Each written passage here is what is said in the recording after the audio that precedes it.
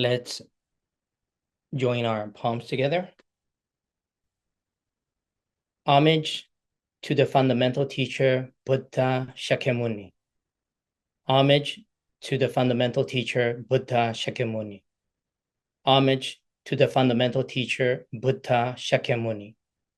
Verses of opening of the Dharma. The unsurpassable, profound, and wondrous Dharma is difficult to encounter even in hundreds of millions of kalpas.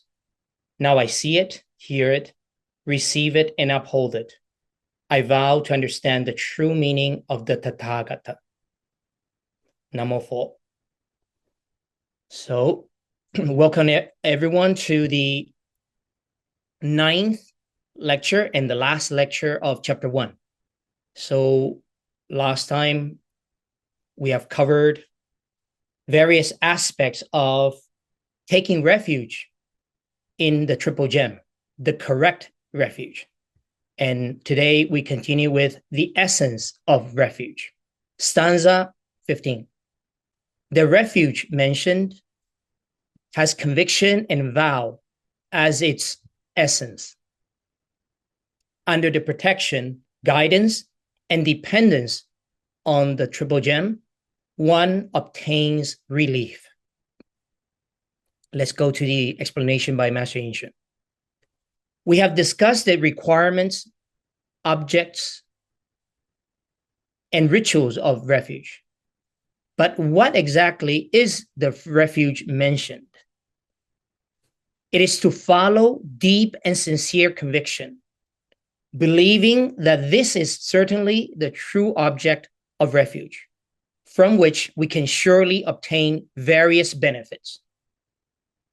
So, deep and sincere conviction, usually when they translate the word in Chinese, 信, 信心的信, or in Pali would be śraddhā, right?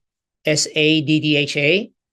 In Pali, many translate it as faith, but I usually translate it as confidence. Confidence and or conviction. Like at the highest level of that right faith, it's called conviction, right? So deep and sincere conviction, meaning that it's an unwavering, immovable belief in the triple gem and no longer can be swayed by anything, any other force. You achieve that unwavering faith, confidence, and conviction on the triple gem, and you believe that it is the true object of refuge and that you can actually obtain various benefits from this refuge. Knowing that the triple gem possesses such benefits, we establish the vow to be disciples of the Buddha, trusting in the triple gem and practicing reverently, and we supplicate for the blessings and embrace of the power and virtue of the triple gem. Refuge is based on this conviction and vow as its essence.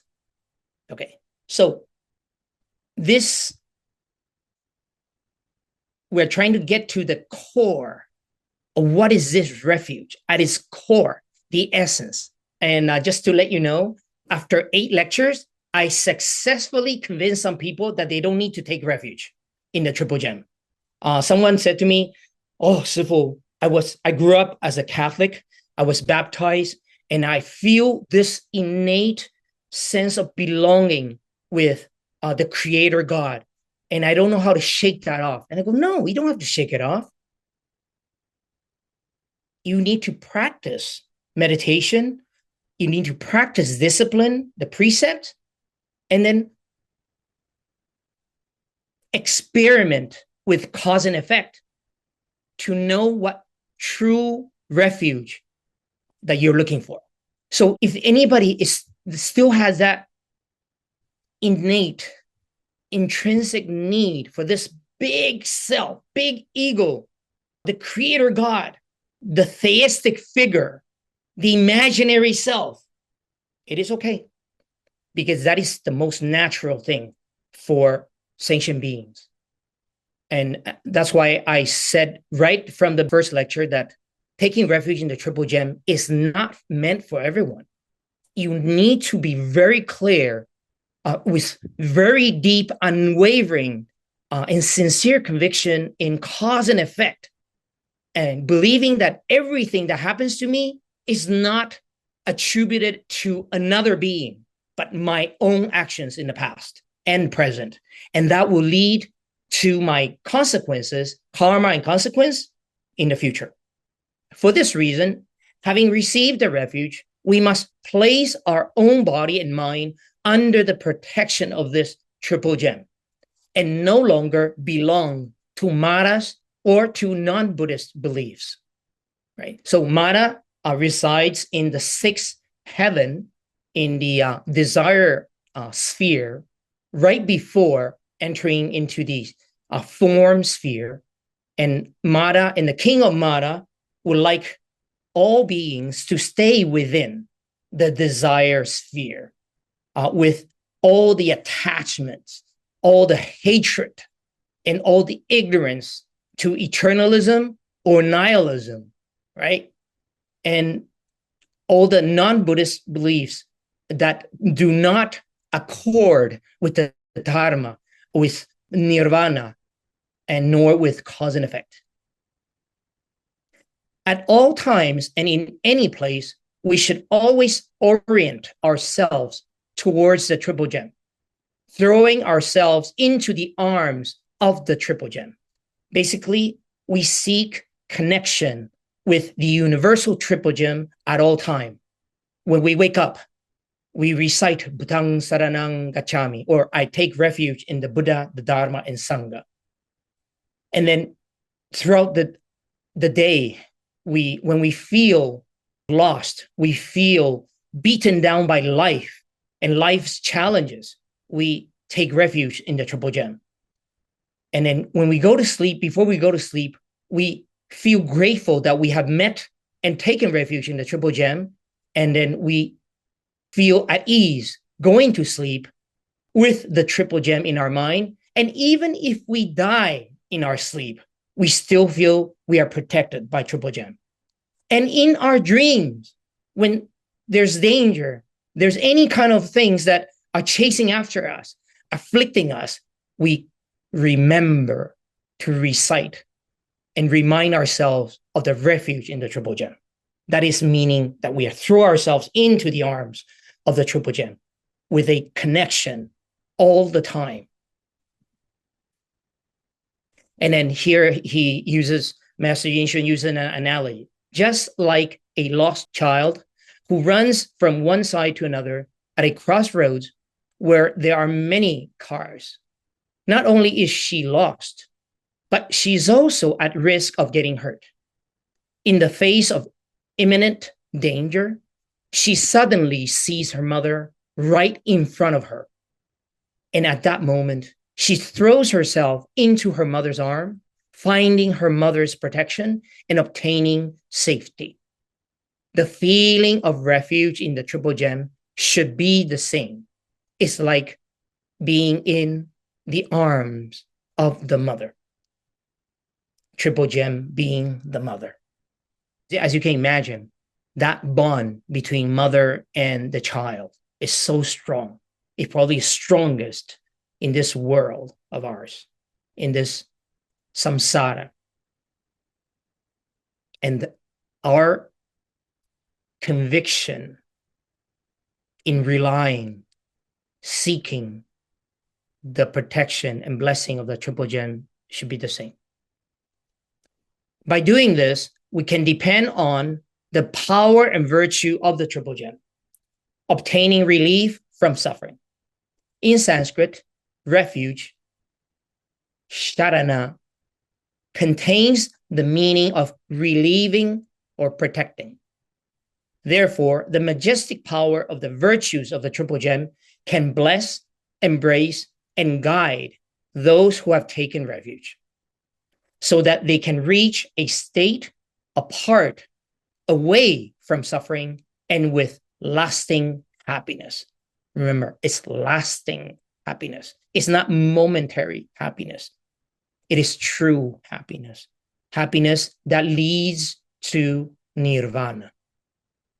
In summary, from the perspective of those who can take refuge, which are us, refuge is to establish conviction and vow, supplicating for the embrace and relief of the triple gem. Now, from the perspective of the triple gem as the object of refuge, the inconceivable majestic power of its virtues blesses those who have taken refuge, guiding and embracing beings, leading them to the state of supreme good, wholesomeness, away from evil, unwholesomeness. So let's go even deeper now into what is this triple gem? What is this refuge? Okay, in stanza 16, it goes even deeper. If a person takes refuge with their own life, relying on their own strength and self, such a person may align with the true meaning of refuge. In general, taking refuge is a matter of conviction, with the expectation of receiving external support and obtaining relief through others' help at the beginning level. Most religions that rely on external help operate in this way. It is blind faith, supplicating for some kind of help, external help. However, the Buddha Dharma is not limited to this and diverges from non-Buddhist religions. Okay, so what Master Yinshun certainly explains that, of course, there's that. When we first take refuge, we don't really know yet the true meaning of triple gem, right? But we're trying to learn. But due to our connection with the triple gem in past lives, if it comes easy to you, then you align with the triple gem right away. But if this is the first time in this lifetime to take refuge, you will know it may cost you a little bit. It may take you time to ease into this and then be aligned with the triple gem. In the Nirvana assembly, the Buddha gave his final teachings, advising the disciples, rely on yourselves, rely on the Dharma. Do not rely on anything else. This is, you need to memorize this. Rely on yourselves. Rely on the Dharma. Do not rely on anything else. This was the instruction for disciples to depend on their own strength, practice by themselves, relying on the right Dharma, and in no way be dependent on external forces, right? Now, not be dependent on external forces does not mean that there are no external forces. Of course, the universal triple gem is a force that is always there. It is the force, the virtues of enlightenment, perfect enlightenment, perfect awakening is always there. You just need to tap into it. It's almost like you need to plug into that power source, right? So by practicing, by relying on your strength to practice on the right Dharma, you are connected automatically. You plug into the universal triple gem, the true triple gem. This is exactly as Ananda said in the Shurangama Sutra. Since I decided to renounce the householder life to follow the Buddha, becoming a monk, relying on the majestic spiritual power of the Buddha, I have often thought that it was unnecessary for me to cultivate practice, as the Tathagata would grant me the benefit of samadhi, without knowing that body and mind genuinely cannot be substituted. So this is Ananda in the Shurangama Sutra when he was tempted by a certain woman and he was at the point of danger of breaking his precept. And then the Buddha had to appear and save him and help him. and thereby teaching him the Surangama mantra, right? And then why Ananda was weak? Because he thought, if I just rely on the Buddha's power, Buddha will always save me, will grant me the benefit of samadhi. But no, all practices, following here, all practices still depend on each person training and cultivating them themselves, right? So, like here, like what the Master Yinshun is trying to say is that we try to plug into this force, with a lot of conviction in the Triple Gem, but how so? Through our own practice of Shila, which is a precept of discipline, concentration, and wisdom. And by doing so, we are completely aligned with the Triple Gem. For this reason, the profound meaning of refuge is to take refuge in oneself. Wow. The profound meaning of refuge is to take refuge in oneself, in one's own mind, in one's own essence. I myself, and then this is speaking to yourself, I myself possess the Buddha nature, the Buddha potential, okay? I myself can become a Buddha, an enlightened one, perfectly enlightened. The essence of my own body and mind is the right Dharma of Nirvana. If I practice according to the Dharma, my own body and the Sangha will become one essence. And here, again, as you notice, Buddha, Dharma, Sangha. Basically, this particular line you can repeat to yourself every day. If I myself possess the Buddha nature, the Buddha potential, I myself can become a Buddha. The essence of my own body and mind is the right Dharma of Nirvana. If I practice according to the Dharma, my own body and the Sangha will become one essence. So the triple gem of the Buddha, Dharma, and Sangha is not separate from one's own body. And it is possible to reach and manifest it from one's own body and mind. On a superficial level, taking refuge is trusting in the embrace and blessings of external forces, which is good. As a beginner, that's what we need. We need to feel that embrace and blessing. And then that's why a lot of times as a beginner, many beginners, they will see signs of triple gem manifesting light, petals of flowers from the sky, all sorts of things that will give that person the strength to continue as a beginner.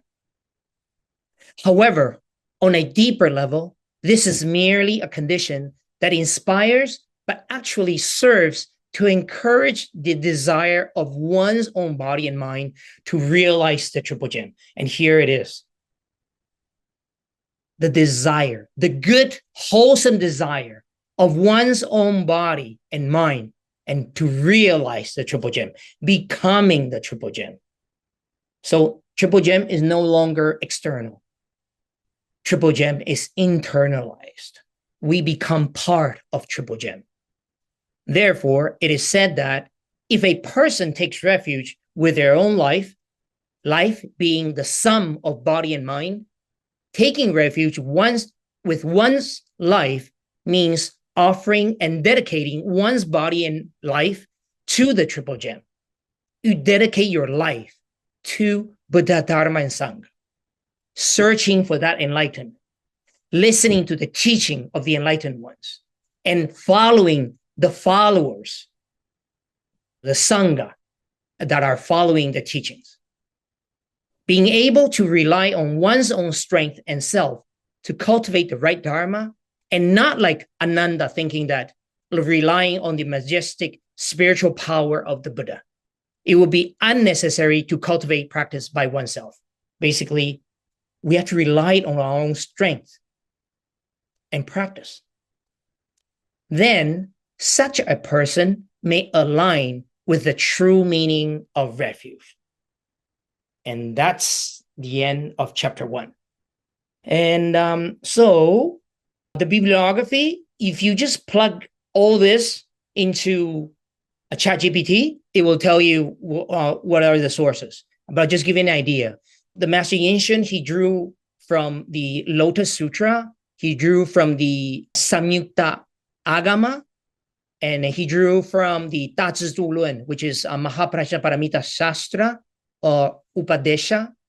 And then he drew from, even quoted from I Ching, the Book of Change. He also quoted from the Luan Yu of Confucius. And then, so all these, even Avatamsaka Sutra, the Amitabha Sutra, the Dirgha Agama Sutra, right?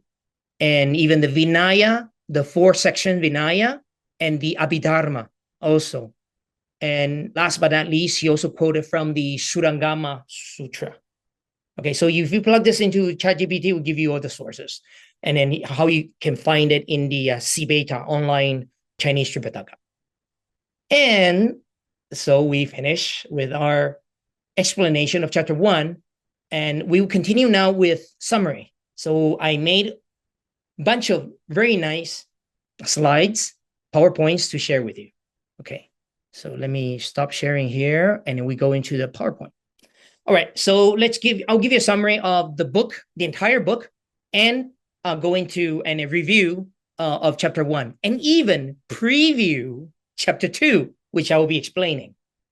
Okay, so this is a way to visualizing Buddhist cosmology, right? So you have here, all this is called the desire sphere right here, right here, even the heavenly, okay? All this from here, Kamma Dhatu means desire sphere or domain, desire domain, right? Realms over here. And then this is the celestial 6 realms. And then you have the terrestrial, right? And the transformation bodies of the hungry ghost, animal, and then realm, and the infernal realms. 8 hot hells and 8 cold hells. All these will be explained in detail, realm by realm, sphere by sphere, in chapter 3. Okay. And then if we look above, and then remember, this is 2D. You need to think 4D. It's another dimension. So you have the Rupa Dhatu, which is the form sphere. And then above that is the Arupa Dhatu, which is the formless sphere. Okay. So this will be the Buddhist cosmology. All living beings are in this, all living being and inorganic and all matter, everything is in this cosmology, right? According to the Buddha, right? Moving on. And the summary of this, so you can imagine this, okay? You need to have this picture in your mind, okay? You have the human realm, which is in the desire sphere, terrestrial desire sphere, right? And it is the ideal realm for spiritual practice. Okay. And above will be all the good destinies, right? All these are good destinies, and below are the bad destinies, right? So let's say the desire sphere, the bad destinies, would be realm of hungry ghost, animal realm, and infernal realm, the 18 levels. And the good destiny will be the human realm, and then above it's the desire sphere celestial realms, right? There are 6 of them.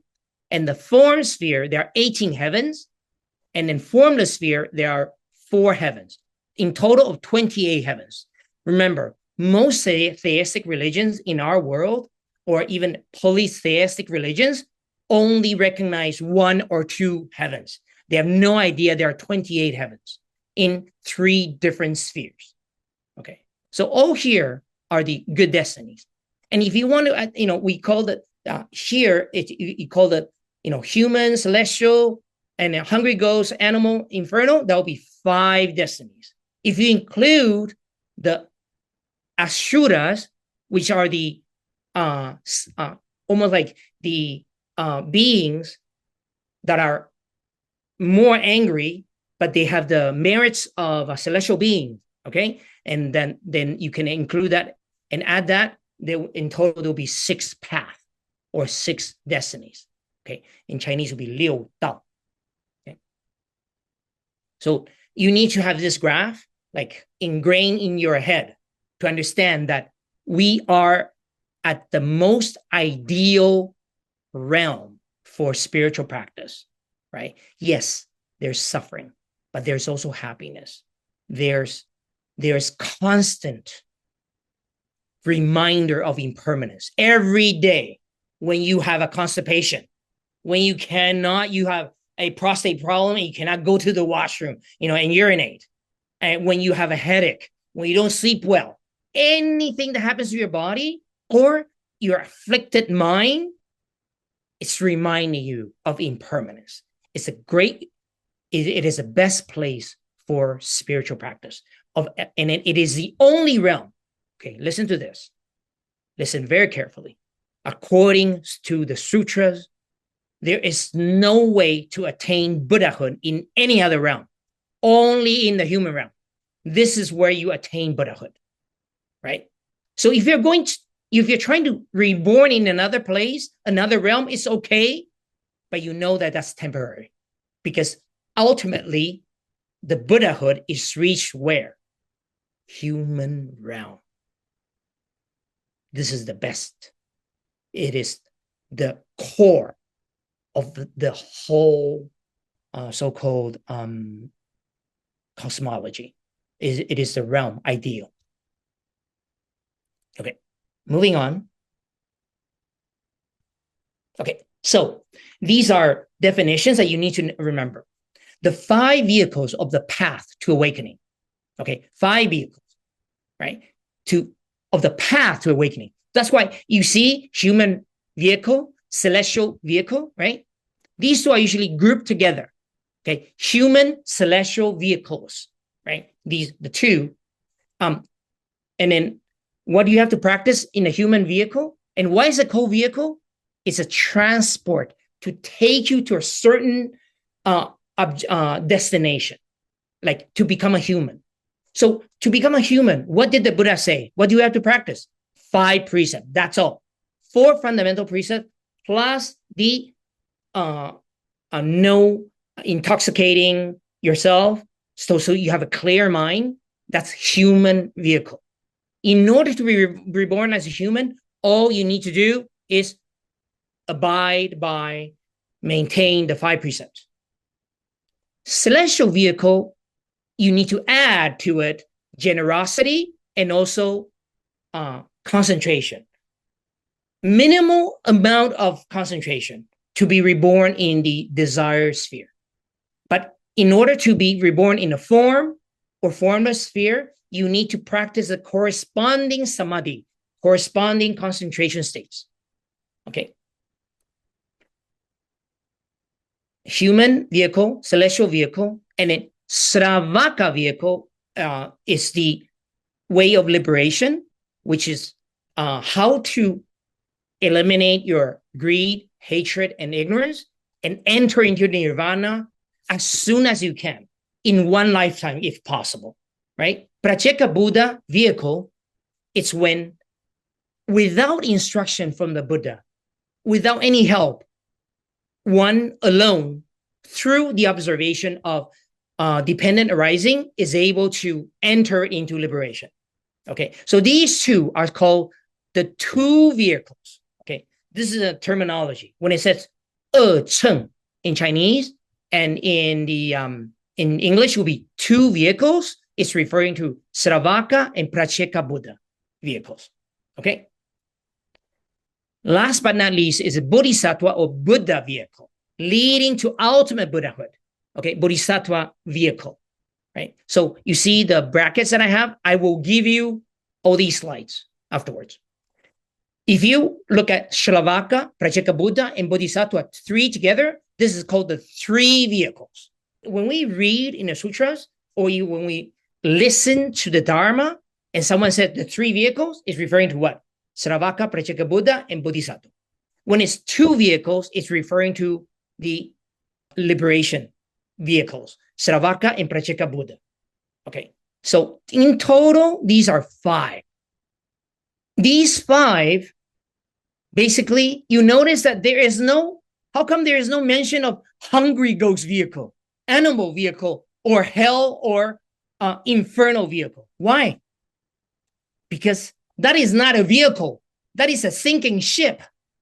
That is a Titanic you're talking about. We don't want to be. When someone says to me, oh, Sifu, I wish I could be flying like the birds. I want to reborn like a bird. You crazy? That's an animal vehicle. That's not even vehicle. That's an animal Titanic ship. Okay? You don't want to be reborn as an animal. Oh, look at my pet. That doesn't have to do anything. Just lie down there and I take care of it. I take him, I feed him. I take him for walks. And I feel like I'm the slave. He's the owner and I'm the servant. So, and one says, I want to reborn as an animal. No, you don't. You don't want to. Yeah, that is not the place for reaching enlightenment. It's just a place of retribution, of suffering through karmic consequence, right? Of ignorance. So these 5 are the 5 vehicles. So when you say 5 vehicles, what are they? Human, celestial, Sravaka, Pratyeka Buddha, and Bodhisattva. Here's the graph. Haha. Thanks to Gemini. Great vehicle right up here. So Dharma common to the 5 vehicles. What does it mean? Common to denominator. All 5 vehicles need to have that as a basis, right? And then, so that's like how to be a human, how to be a celestial being. What are the things common in all 5 vehicles? And then going beyond that is common to 3 vehicles. Which 3 vehicles? Sravaka, Pratyeka Buddha, and Bodhisattva. And then unique, Dharma unique, right? To the great vehicle, the Mahayana way, the practice towards Buddhahood, right? So this will be the pyramid of the 3 levels of Buddha Dharma. So far, what I've just given you are definitions of terms that will be used over and over again throughout chapter 2, chapter 3, 4, and 5. Okay. Now, next, this is the structure of the entire path to Buddhahood. Okay. The book. Chapter 1, taking refuge and revering the triple gem, which we just covered in 9 lectures, right? Chapter 2 coming will be hearing the Dharma to enter the path. Listening to the Dharma, hearing the Dharma to enter the path. And then after chapter 1 and chapter 2, then we go into Dharma common to the 5 vehicles, Dharma common to the 3 vehicles, and eventually the last chapter, Dharma unique to the great vehicle. This is a structure of path to Buddhahood, right? So here, Dharma common to the 5 vehicle has a name. It's called the mind of benevolence. Benevolence. Practicing, developing the mind of benevolence to be good, to be wholesome, right? In the human celestial way. Dharma common to the 3 vehicle is called developing the mind of liberation. How to eliminate greed, hatred, and ignorance, and effectively realize non-self and also understanding dependent arising. Okay. And last, but most important, is the mind of awakening, enlightenment. Dharma unique to the great vehicle, the mind of awakening, mind of enlightenment. Okay, so that's the structure of the book. Boy, it took me a long time to draw these things. I haven't used PowerPoint for such a long time. And I felt my head getting really hot while trying to adjust the squares and the circles. Okay, continuing. Review of chapter 1. So how do we start? One does not take refuge and get lost in what? Accumulation of wealth, pursuit of fame and status, closeness of loved ones, not clinging on to loved ones or looking for loved ones. And then the experiences of life itself, all with all its challenges, right? And one finds fascinating, oh, wow, life is so much fun, so many challenges, and get lost in that labyrinth and not know to take refuge and then become lost in life itself. And you know how lost? You can be lost for 70 years. And then you realize, oh my goodness, it's coming to an end. It's getting close, or 80 years or 90 years. And then you have no idea where you're going, where you've been. Yeah. And prosperity of one's own country, right? Which we discussed, or the progress of society, the technology, all these electricity, all the inventions that human civilization has gone through, and one feels that, oh yeah, that's actually very purposeful. Really? What did we accomplish as a society? Are we more harmonious? Are we more peaceful? Are we more pacific? Are we more compassionate?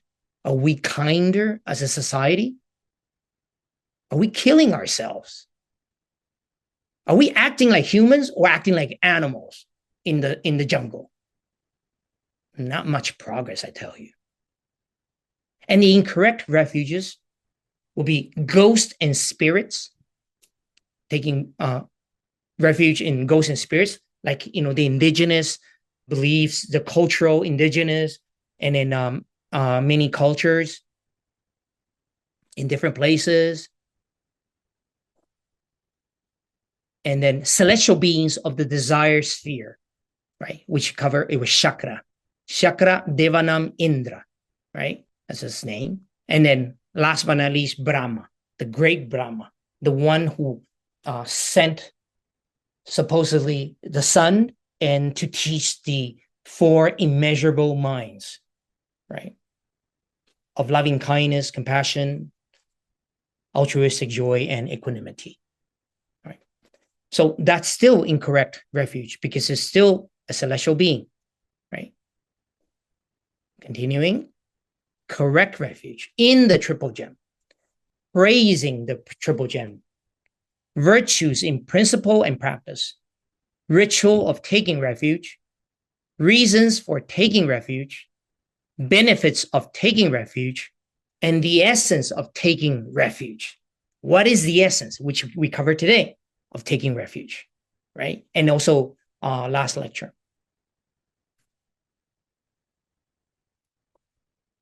Triple gem, 3 levels of understanding.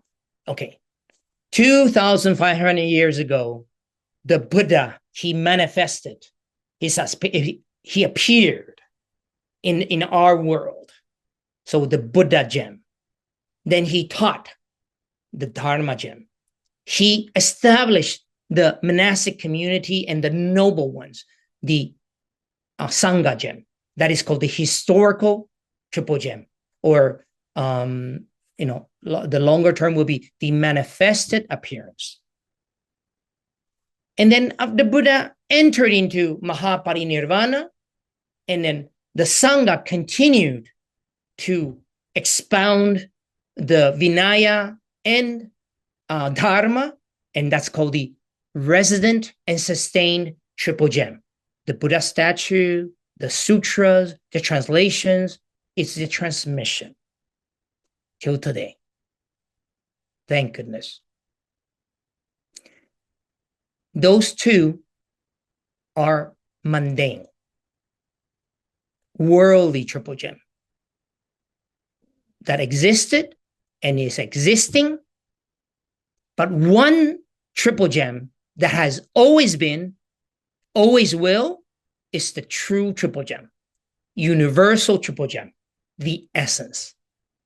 And that is a triple gem that we should aspire to connect with through our own practice, through our own purification, through our own conviction in that we want to return to the way of the universal triple gem, true triple gem. And I drew a picture thanks to ChatGPT.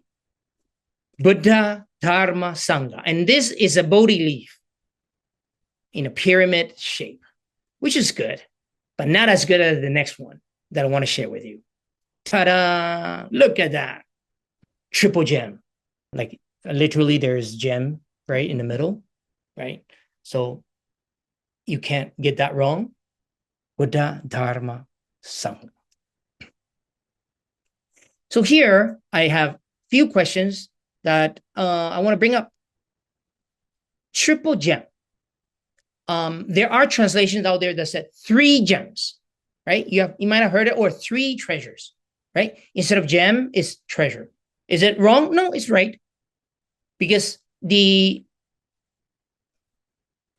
Ratna Trayaya, okay, triple gem in Sanskrit, it doesn't translate it.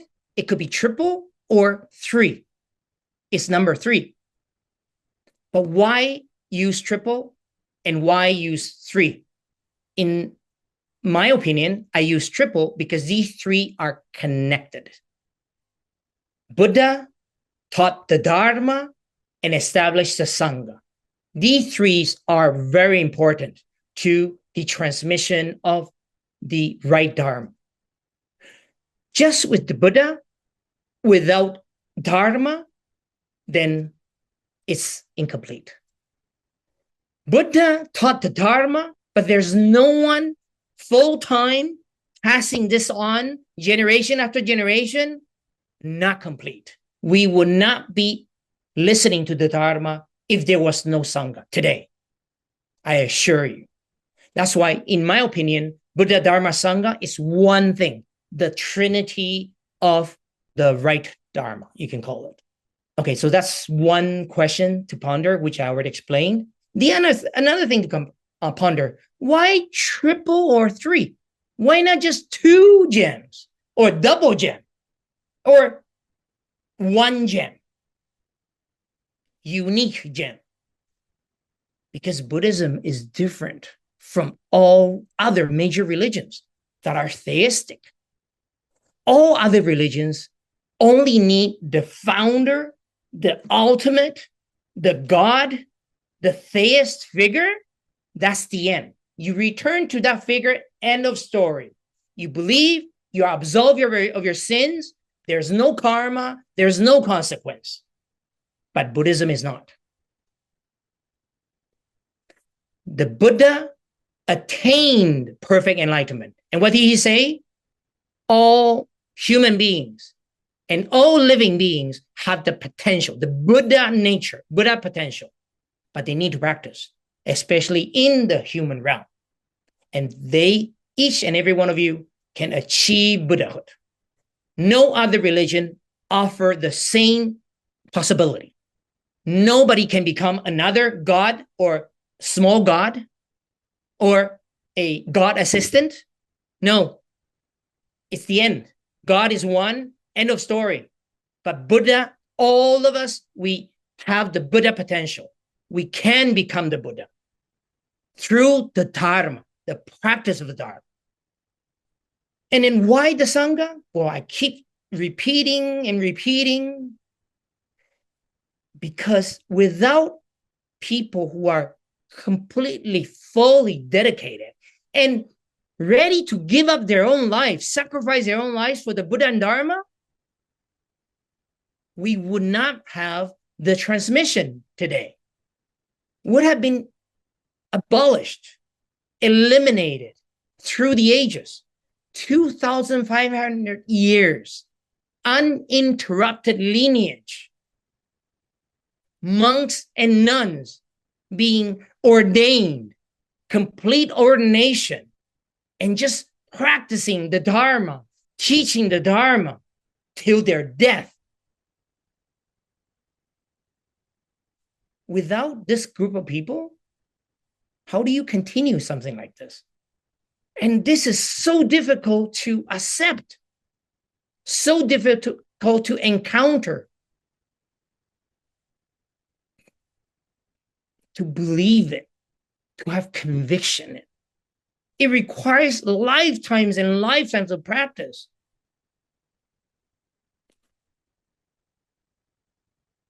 That is why it's 3, not 2, not 1. The Buddha said, I did not create the Dharma. I merely discovered the right Dharma. And all of you with the Buddha nature, potential, can achieve what I achieved through the Dharma. Amazing. Look at that. It's equal, completely equal. We are like Buddhas, future Buddhas, potential Buddhas, and the Buddha put us in the same level, same equality as himself. Okay. So that's why the triple gem. Let me give you a preview of chapter 2 in case you're considering, oh gosh, 9 lectures for chapter 1, and this is so difficult. I don't want to listen to chapter 2. No, you have to. Why? Because chapter 2, there's hearing the Dharma to enter the path. So hearing the Dharma, what does it explain in the chapter 2? Benefits of hearing the Dharma. Hearing with incorrect attitudes, like Master Yinshun literally explains what are the incorrect attitudes of hearing the Dharma, what are the correct ways of hearing the Dharma, and what is the motive for hearing the Dharma. And to enter the path, then it is explained, associating with good and knowledgeable people, teachers, advisors, kalyana mitras. Requirements for hearing the Dharma in order to enter the path. What are the requirements? And entering the treasure mountain and acquiring treasures, the analogy. Last but not least, hearing the Dharma and generating what? The 3 levels of Buddha Dharma, which are the mind of benevolence, the mind of liberation, and the mind of awakening. Enlightenment. Okay, so this is great. This is going to be an awesome chapter. You need this in order to properly hear the Dharma and really enter the path. Otherwise, you still like tiptoeing outside or inside. You enter the door of the Dharma through taking refuge, but you're still tiptoeing outside, around the door frame. You're not really inside. Right? You need to understand how to properly hear the Dharma and how to enter the path. So that's my propaganda and advertising for chapter 2, which I shall continue when I go to New Jersey, but when I will be letting you know very soon. And so, but that's not the end of it. I still have one more candy to share with you. What is, and I'm quoting something from chapter 3, okay, from this one. I'm quoting something from chapter 3, stanza 56 of the Path to Buddhahood. Okay, so we have talked about the 5 vehicles, the 3 vehicles, the 2 vehicles. What is the strategy? Cultivation strategy, according to Master Yinshun. How should we, as practitioners, practice? Okay, so this is from explanation, an excerpt from chapter 3, stanza 56 of the Path to Buddhahood. Okay. Therefore, to enter the Buddha's path through the human form, one should have the conduct of discipline. That means that ethical conduct, precepts, as the main practice. Shila is the main practice. Because if you abide by the 5 precepts, you will always, lifetime after lifetime, reborn as a human. No if, but, whatever. No, for sure. It's a sure thing. So, all of us, all of you that are listening to this, obviously are humans. I don't see any pets listening, right? any animal. So you are humans. That means what? In your past lives, you have been able to uphold the 5 precepts. So if you were able to do it before, how can you believe that you cannot do it now? That's being lazy. 5 precepts is possible. You need to understand the content, and you notice that it's possible.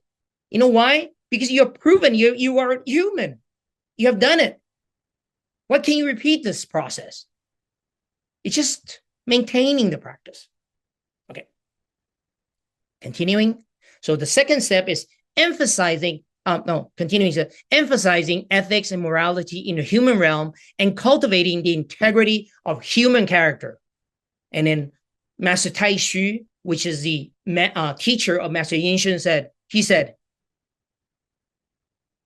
in order to practice the Buddha Dharma, you need to be a good human, a decent human, a human with integrity, right? From the Buddhist perspective, of course, right?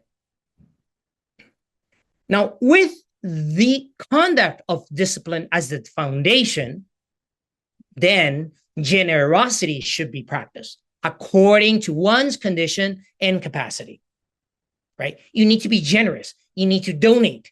You need to donate your time, your energy, your resources to help the needy, to help others, and to help the practitioners, other practitioners. Okay, so first is discipline, then practice generosity, right? The third, he placed on number 3, if one desires to cultivate concentration methods, one should practice, and he recommends the 4 immeasurable concentration, the 4 immeasurable minds, which are loving kindness, compassion, altruistic joy, or also translated as rejoice, and equanimity, these 4. As these are closely connected with the transcendent Mahayana Dharma, which benefits beings, which brings wellness, security, and happiness to beings through the practice. Okay, so this is cultivation strategy, okay, according to Master Yinshun, right? Discipline, generosity, concentration, in that order of priority, right? He did not propose concentration, discipline, generosity, nor did he propose generosity, discipline, concentration. No, he proposed discipline, generosity, and concentration. Okay. And so that's the end of this last lecture. And let us do transference of merits together. Please join your palms in the posture of Anjali. I wish to eradicate the 3 obstructions and all defilements. I wish to attain wisdom and true understanding. I wish that all calamities and obstacles be universally extinguished. I shall constantly practice the Bodhisattva path, life after life. Namo Pho.